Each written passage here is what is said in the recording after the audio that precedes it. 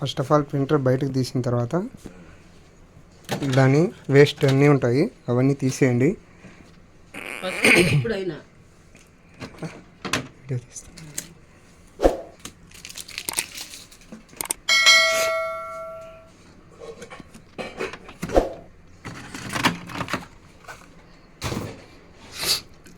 Next ఏం చేస్తారంటే అన్నీ క్లోజ్ చేసిన తర్వాత ఇంకా మనం ఇంక్ పోసేటప్పుడు దాని కలర్స్ అనేది మెన్షన్ చేసి ఉంటుంది.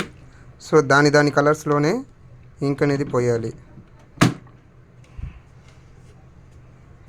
ఇక్కడ మనకి కింద కనిపిస్తుంది ఇంక్ అనేది ఫిల్ అవుతూ ఉండేది.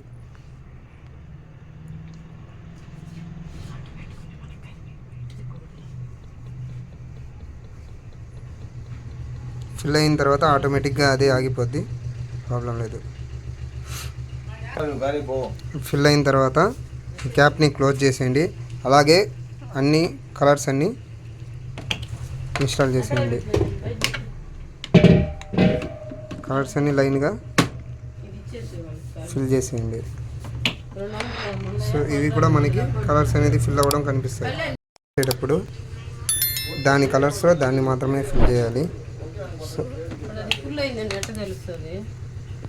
ఇది కింద కూడా పడదు ఇంక్ అనేది, మనం దీనిలో ప్రెస్ చేస్తే మాత్రమే ఇంక్ అనేది లోపలికి వెళ్తుంది. చూడండి ఇప్పుడు పడుతుంది, చూడండి ఫిల్ అవుతా వస్తుంది కదా. సో అలా ఫిల్ అవుతా వస్తుంది. ఫిల్ అయిన తర్వాత కింద పడుతుందని కూడా భయం అవసరం లేదు.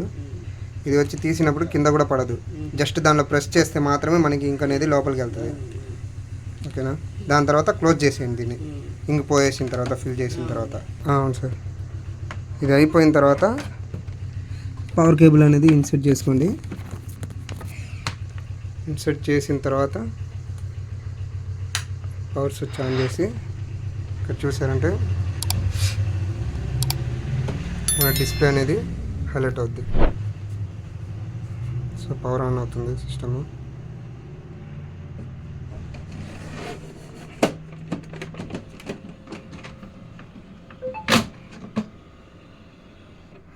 ఇక్కడ మనకి హెడ్స్ అనేది చూపిస్తుంది చూడండి, ఇండికేషన్. సో ఇండికేషన్ చూపించినప్పుడు మాత్రమే మనం హెడ్స్ అనేది ఇన్సర్ట్ చేయాలి. కింద చూసారంటే మనకి ఇక్కడ డెమో ఒకటి ఉంటుంది, ఆ డెమో కిట్ని తీసేయండి. ఈ ప్లాస్టిక్ని లాగారంటే డెమో కిట్ అనేది ఓపెన్ అయిపోద్ది. దీని తర్వాత డెమో కిట్ని కిందకి జస్ట్ ఇలా ప్రెస్ చేశారంటే మనకి డెమో అనేది బయటకు వచ్చేస్తుంది. అవసరం. దీని తర్వాత ఇక్కడ కలర్స్ అనేది మనకి మెన్షన్ చేసి ఉంటుంది. సో దాన్ని బట్టి హెడ్స్ అనేది మనం ఇన్సర్ట్ చేయాలి దీని లోపలికి. ఇప్పుడు దాని కలర్స్లో దాన్ని ఇన్సర్ట్ చేయండి. కనిపిస్తుందా? రోజ్ కలర్ ఇప్పుడు బ్లాక్ స్టిక్కర్ ఉంటుంది. ఇప్పుడు బ్లాక్ ఇన్సర్ట్ చేయండి.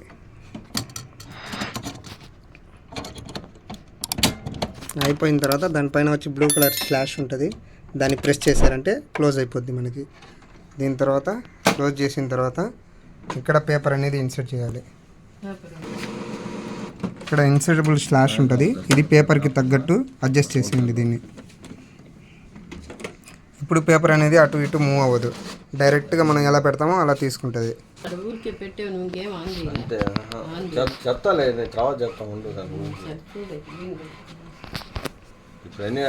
పేపర్ కింద పడకుండా ఉండేదానికి ఇది.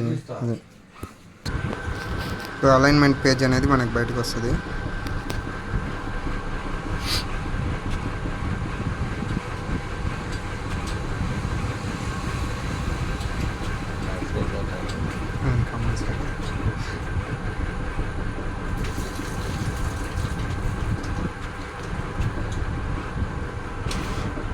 సో ఈ అలైన్మెంట్ పేజ్ని తీసి మనం స్కానర్లో పెట్టాలి.